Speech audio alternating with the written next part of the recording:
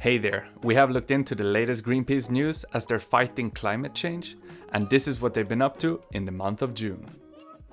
We'll be touching on Greenpeace's presence at the G7 meeting in Germany, demonstrations at the United Nations Ocean Conference in Portugal, crashing the film festival in Cannes, beach cleanup in Taiwan, and much, much more. Stick around to the end when we'll share how you also can support and make a difference for the environment without having to move an inch. Welcome, you're tuning into a better future. First of all, if you don't know who Greenpeace are, then let's just briefly say that Greenpeace is a global network which stands for positive change through action.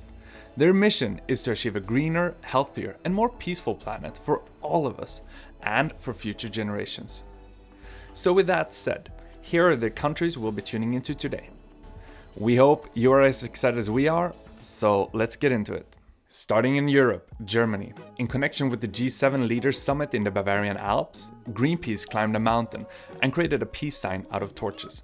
This was a peaceful message to the leaders to stop using fossil fuels. The G7 countries include Britain, Canada, France, Germany, Italy, Japan, and the United States. Participating as guests in all discussions are also the President of the European Council and the President of the European Commission. The meeting addressed Russia's illegal war, the energy crisis, global food security, the climate change, and an accelerated implementation of the Paris Agreement. Now, did the Greenpeace message to stop using fossil fuels have an effect? Well, it's too early to say, but it's certainly timely as the world now has to move away from Russian energy and supply the world with energy from elsewhere. Nonetheless, it was a beautiful, peaceful demonstration of where our values should be. Our journey continues to Lisbon, Portugal. Here, Greenpeace clearly stated their discontent at the United Nations Oceans Conference through climate change protests. The Ocean Conference is focused on the Sustainable Development Goal number 14, which is about protecting life in the oceans. Our unsustainable depletion of the ocean from illegal, unreported and unregulated fishing, as well as pollution, is destroying the ocean and its biodiversity. Greenpeace thus demonstrated their dissatisfaction with how the leaders speak big words but don't follow them up. Or in other words, they talk the talk but don't walk the walk.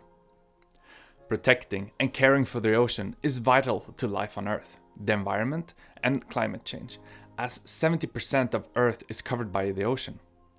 Furthermore, the ocean generates half of all the world's oxygen and absorbs 1/4 of all carbon dioxide emissions while doing so. We also heavily rely on the ocean for food.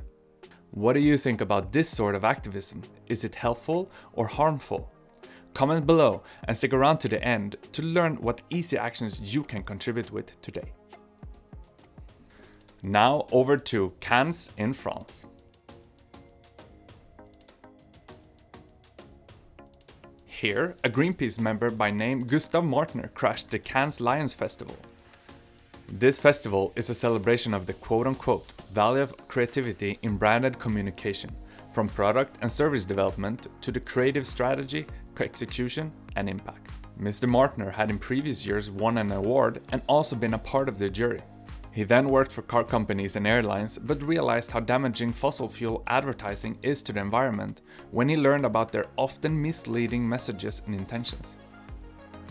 He therefore decided to return the prizes and crash the festival. Walking up on stage and interrupting the ceremony, Mr. Martner held a brief speech on how we can't be creative on a dead planet.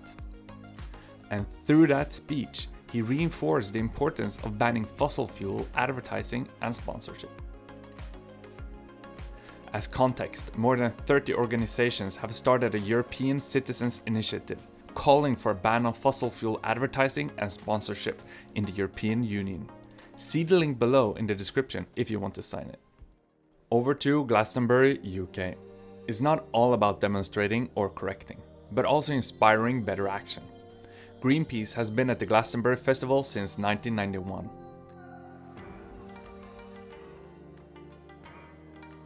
Here, they participate with an entire Greenpeace field with a gigantic 22-meter tall tree with a DJ booth in it. the Greenpeace field aims to create a space where anyone is accepted, can express themselves, and feel like they belong.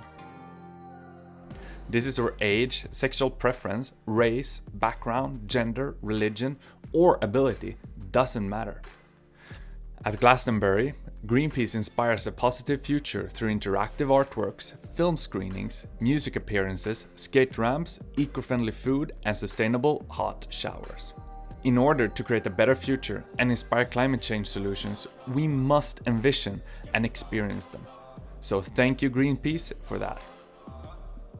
Speaking about inspiring, moving up north to Stockholm, Sweden, where Greenpeace hosted an event on the World Ocean Day, the 8th of June.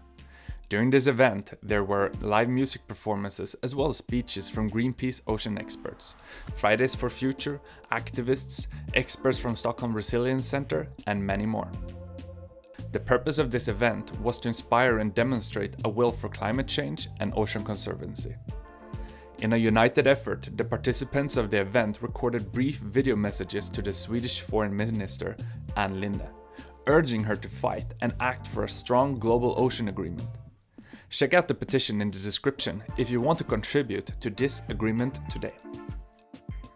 Now, quite far from here, in Thailand, fishermen sailed thousands of kilometers to reach Bangkok.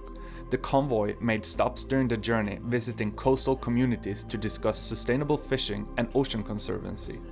When reaching Bangkok, a letter was delivered to the head of the Parliament, Commission on Land, Natural Resources and the Environment. The delivered letter raised the need for policies to control the overfishing. The letter also suggested actions on how to combat this. We must say, well done Thailand for standing up for our oceans. Continuing on in Taiwan, here's some positive news on combating pollution. Greenpeace arranged beach cleanups where 205 volunteers participated. The cleanup took place in 4 cities, and excuse my pronunciations, but it was Miaoli, Yeuli, Taiwan City, and Ximen. Together, they removed 1,021 kilograms, more than a ton of trash. Wasteful consumption and the consumption of plastics, often single-use like paper cups and cutlery, end up in the ocean and cause direct harm to animals, but also indirect harm to us through microplastics, which we eat when we eat the fish that eat these microplastics.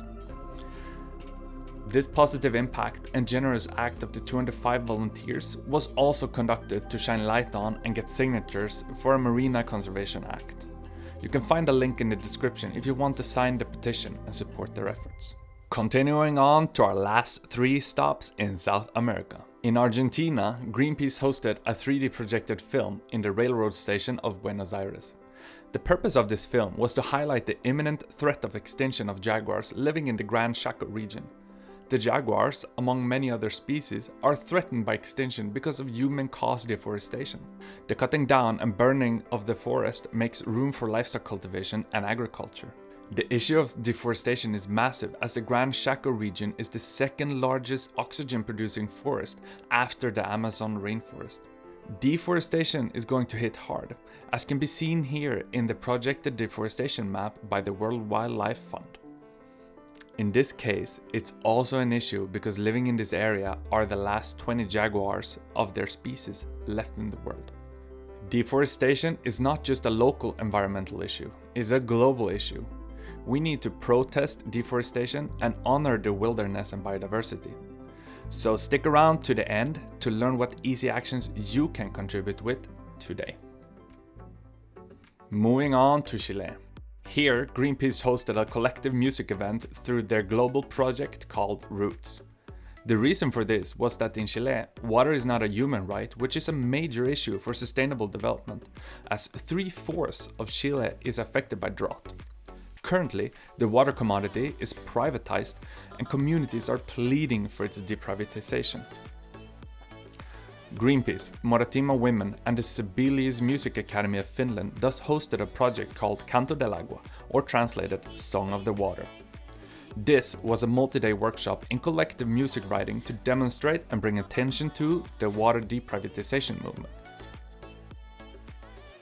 In the workshop, the team visited drought-impacted land and used sound equipment to memorize their sound experience of these areas. The facilitators and the local community then came together to create music based on their recordings, to translate the drought and suffering through music. The song was then presented on the World Day to Combat Desertification and Drought, which was on the 17th of June. We must say that this was a creative, inspiring and such a smart way to communicate suffering, experiences and messages. Please do listen to the results using the link below, and we do hope that the water crisis in Chile will end soon enough. And for our last stop in Brazil. On June 3rd, Greenpeace Brazil departed with a boat from Manaus, the capital of the state of Amazonas. This expedition, which has been in the planning for several years, has a mission of researching biodiversity and to support the communities along the Manicure River.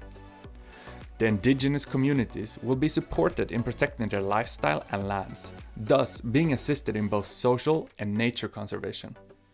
And we must say, what an exciting journey. We can't wait to hear more from that expedition. Before moving on to how you can take action today, here's a quick shout out. If you like this video, please do give a thumbs up and subscribe. We will release a video every week. Also, did we miss or would you like to see more of something? Then drop us a comment below. We value your feedback and want to improve these videos. Thank you. Now, let's get back to it. June, what a month with so much activity and so much sign of will and power to change. Together, we can make a difference, and we hope that these news inspired you to contribute to a better future. So now, to make it even more easy for you to contribute, here are 3 easy steps you can take immediately to make a positive impact and to contribute to a better future. Suggestion number 1. Sign the Protest the Oceans petition. The link is down in the description. Suggestion number 2. Sign the petition to ban fossil fuel advertising and sponsorships. The link is also down in the description. And suggestion number 3. Make a deal with yourself to live and act a bit more sustainably for just 1 week, just to see how it feels. You got this, because together we will make a difference.